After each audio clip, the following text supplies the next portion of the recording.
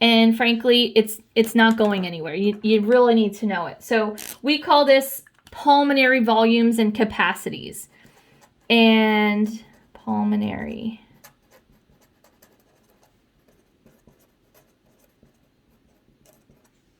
And if you've been working at all on this chapter, you've probably already redrawn this or worked through this in some way.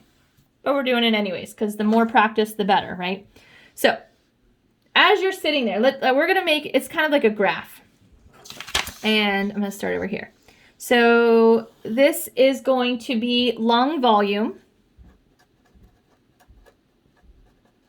And we measure lung volume in terms of milliliters, right? Liters is the metric volume unit. We measure lung volume in milliliters. And we'll kind of have time across our x-axis here. So as time moves on, right? Just looking at the change in volume over time. So a general rule of thumb or general kind of fluctuations in lung volume, for most people, again, it's all generalized on the just kind of like the average person, but kind of max capacity, tippy top amount of lung volume you can hold air in your lungs is right around 6,000 milliliters, which means in the middle is 3,000 milliliters, right? And so as you breathe throughout the day, just sitting there at your desk, unless you're stressed out right now, or you're working out right now, or you just ran in from the car and so you're out of breath, if you are at your normal resting respiration rate, your respiration rate is going to look something like this on the graph, right? And we call that the tidal volume. Tidal volume is the normal amount of air that you exchange during resting conditions. So this is our tidal volume. Tidal like the tides, not title like the title of a book. Tidal, T-I-D-A-L, tidal volume. And it's generally around 500 milliliters. That's what you're breathing in and out every time you inhale and exhale. Around 500 milliliters is your tidal volume. So you're breathing and your lung capacity increases, right? You bring air in and then you exhale, and you breathe in and you breathe out, and in and out and in and all day long, right?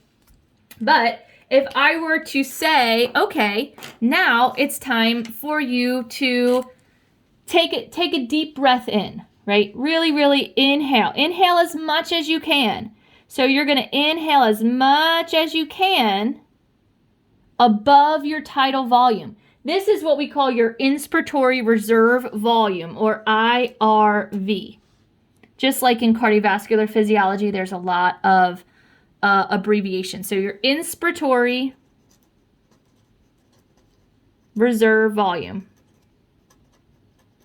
It's the amount of air you can inhale above tidal volume. So it starts right about here, right? It starts above your tidal volume and it goes all the way up here. And now depending on your fitness level, depending on your gender, depending on your size, right? It's going to fluctuate. It's going to fluctuate. Then you have, you can kind of exhale and then you just get back to normal breathing, right? Inhale, exhale, right? Normal tidal volume. Well, now I tell you, all right, now with this breath, I want you to blow out as much as you can. So you're breathing normal, and now you're going to try to exhale as much as you can. So you generally can't exhale as much as you can, as much as you've inhaled, as much as you can, if that makes sense. Your IRV tends to be bigger than your ERV, or expiratory reserve volume.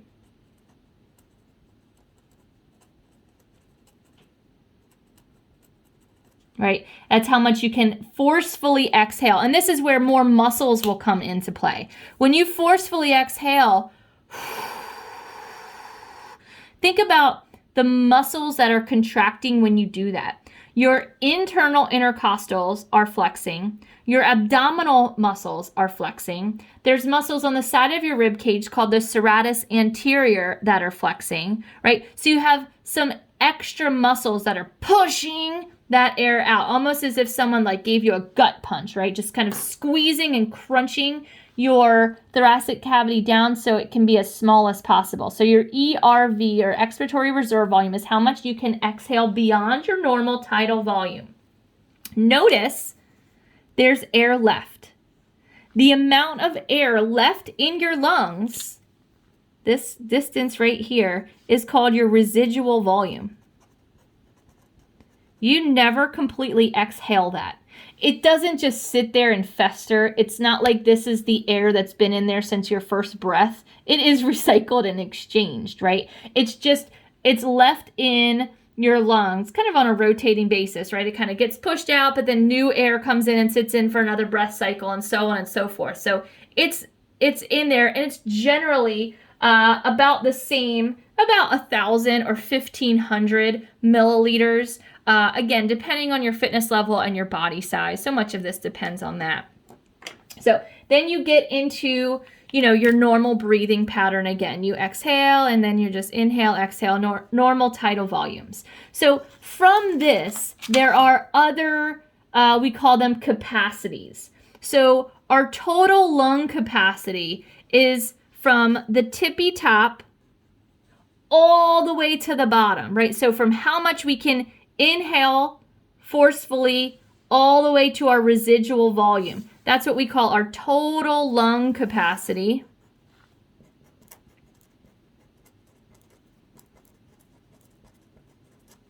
Total lung capacity.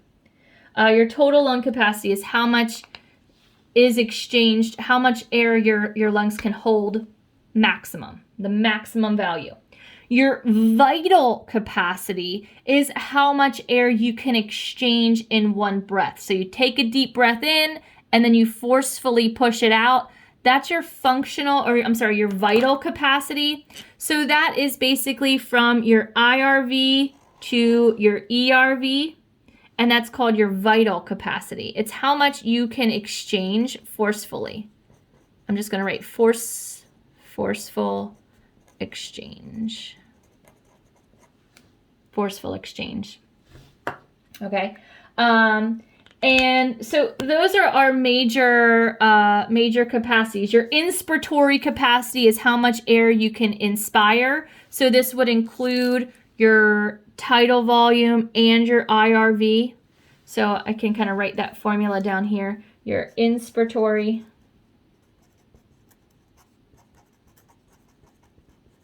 equals your tidal volume and your IRV, your inspiratory reserve volume. And then same thing, you have an expiratory reserve volume.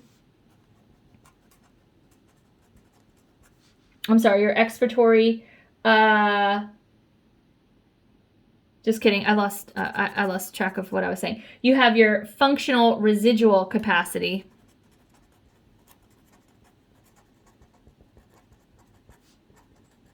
There's 3 volumes here that we're going to write. Your functional residual capacity. Your functional residual capacity is your ERV and your residual volume. So it's basically how much is left after normal tidal volume breath.